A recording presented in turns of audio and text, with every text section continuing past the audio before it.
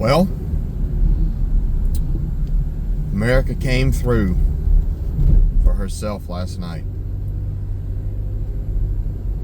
Look, this, for me, it wasn't about anything other than defeating what Mike Benz calls the blob, the machine.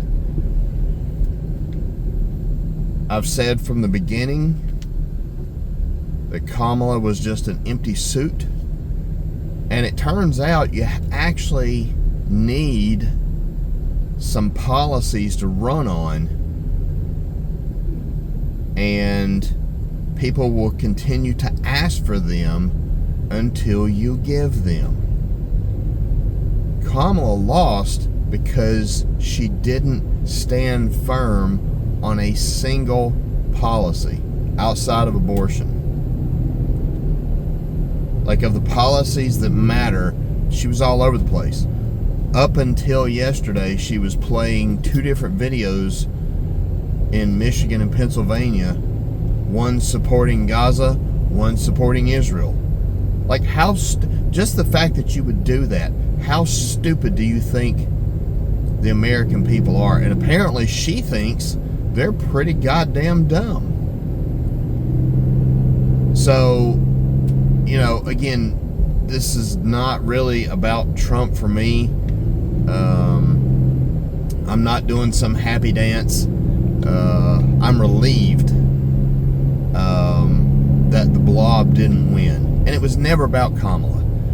She's just an empty suit. She's a fucking tin can. They could have run anybody out there, right? It was about the blob losing. And I will spend what little free time I have today watching the left side media just completely fucking melt down. And remember this, and this is my takeaway, right? This is what I will spend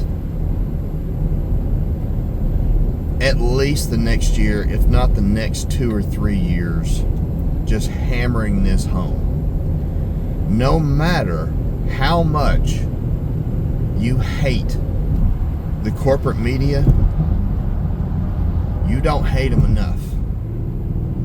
And hate's not a word that I use. I don't hate anybody. But I hate the corporate media because they're so full of shit. And they think the American people are just dumb. And it's about viewership. That's all it's about. It's not about reporting the news. It's not about talking about stuff like the debt, which is not sexy. It's about putting eyeballs on the screen. So their business model will get better with Trump in office because they can continue to say all the outlandish shit that they say about him. So my grind and my axe to grind is against the corporate media, and I will continue to swing that axe until I can no longer talk or I'm no longer here. It fucking sucks. They're on their last leg. They will be dead in 10 years, if not sooner.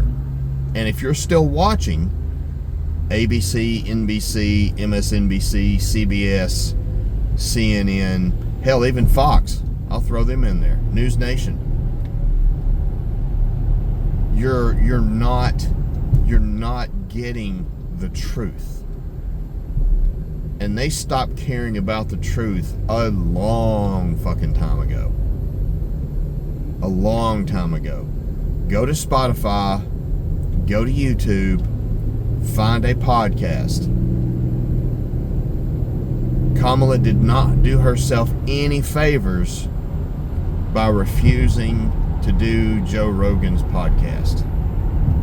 And I know to some of you that don't listen to podcasts, that might sound crazy.